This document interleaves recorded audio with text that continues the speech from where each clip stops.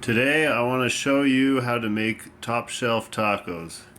So these are just carne asada flap steak. I kind of wasn't going to make a video, but then I realized I should because it's pretty good stuff. So I just got carne asada steak just like that in the store, and I season it about that much. Let's see. Well, so these are the ingredients I use. I pour a little bit of white distilled vinegar, and I pour just a little bit on it just to get it a little wet. And then I also use a little bit of olive oil, and then I use these seasonings. I use carne asada seasoning. That's the main one I use the most. Onion powder, garlic powder, paprika, barely a little kosher salt, just a little. You don't go too overboard because these have salt in it. I use thyme leaves. I use rosemary. Just a little bit of Montreal steak seasoning, Italian seasoning, and a little bit of tahini, and pepper. So I just put them on as such.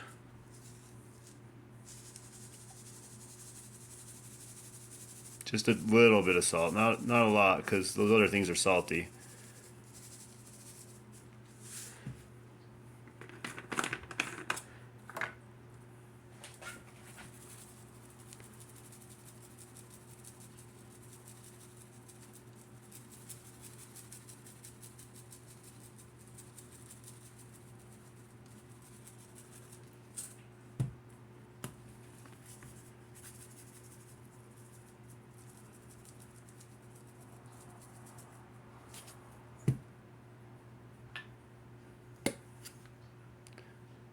Yeah, I still haven't been able to find anybody who makes tacos like these. I every time I crave tacos, I crave these. I don't crave. I do crave street tacos, obviously, but I crave these more. I mean, I make this all the time. It's like one of my go-to things here. Just to make this video shorter, I'm gonna go ahead and pause it.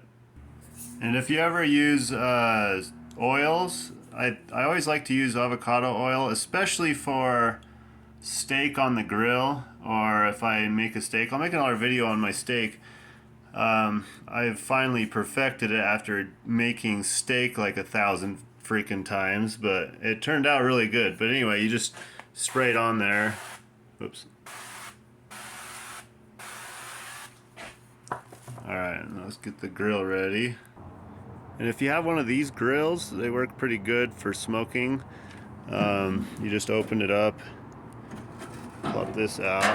I should probably clean my grill, but here's this. You just pour it in there. I'm not trying to get it too smoky, so I'm just not putting that many in there.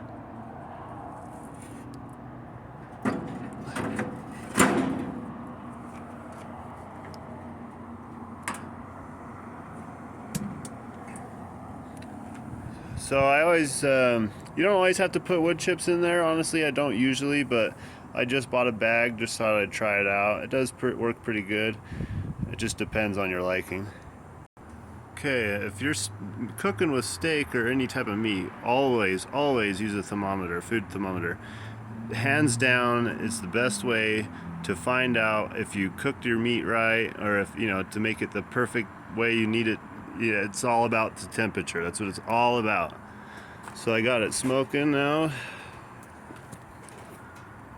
Ready to put these on.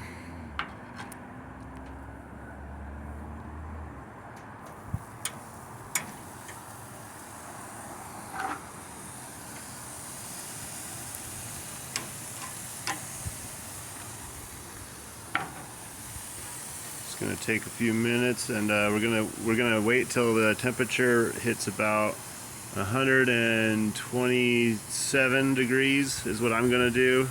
I like mine a little bit bloody. Yeah, be back. So I went a little bit darker because somebody else is eating with me, so we're going a little bit warmer. So I went a little bit more like 131 degrees. So then that way it's pinkish, but it's not bloody. So that's just how I like it. Normally, so if you want to keep it wet as you go, you can put either vinegar or avocado oil or butter on top of it while you're grilling it to keep it wet. Normally I put like lime juice and stuff. I just don't have any on me. That works a lot. I like the lime juice a lot. Okay, so let it sit for about 5 minutes or so, because after you pull it off the grill, it still cooks a little bit. But the 131 degrees is what this looked like. Still a little pink, not quite bloody, but a little bloody. But that's the way I like it anyway. Okay, once you cut up your meat, you can cut it up like that or however you'd like. And then I got some pico ready to go. Just onions, tomatoes, and cilantro. And then it's better to always shred your own cheese. It always tastes better, but for now I just got some regular shredded cheese. But this is the most important part, I'd say. You put a little bit of oil, just a little bit. You don't overwhelm it, because if you do, you'll end up deep frying your taco a little too much, which is fine if you like it that way. But I just grease the pan just a little bit, and then I always get garlic salt, and it gives a nice little salty taste to your tortilla shells.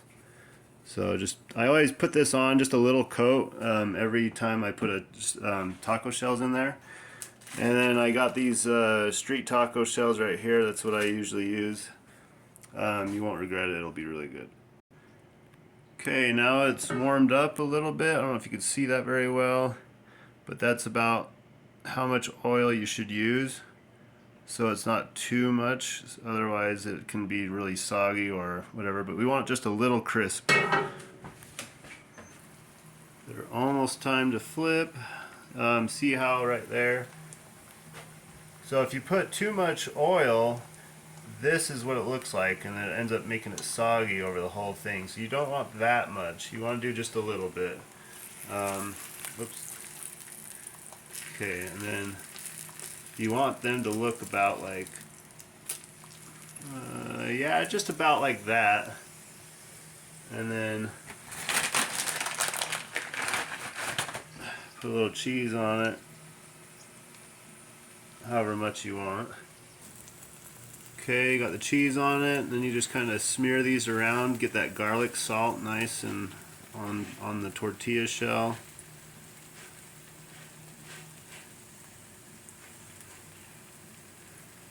Wait for the cheese to melt, and as soon as the cheese is melted, you're good to go, and you can just pull it off.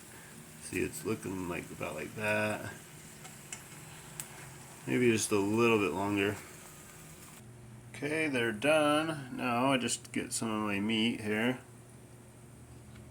Just a little bit.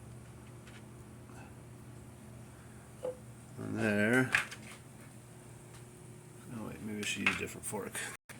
Or a spoon. Alright. So, get a little bit of that.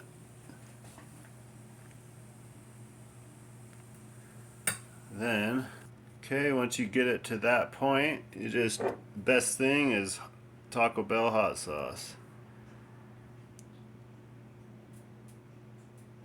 Just a little bit there.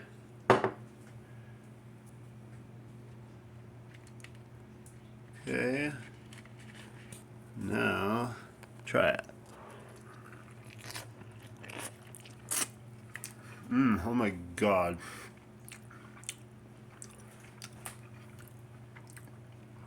So yeah, you want to make them just barely crunchy. See, it's like a little crunch, just barely crunchy. So it's still soft, and oh, you won't regret it.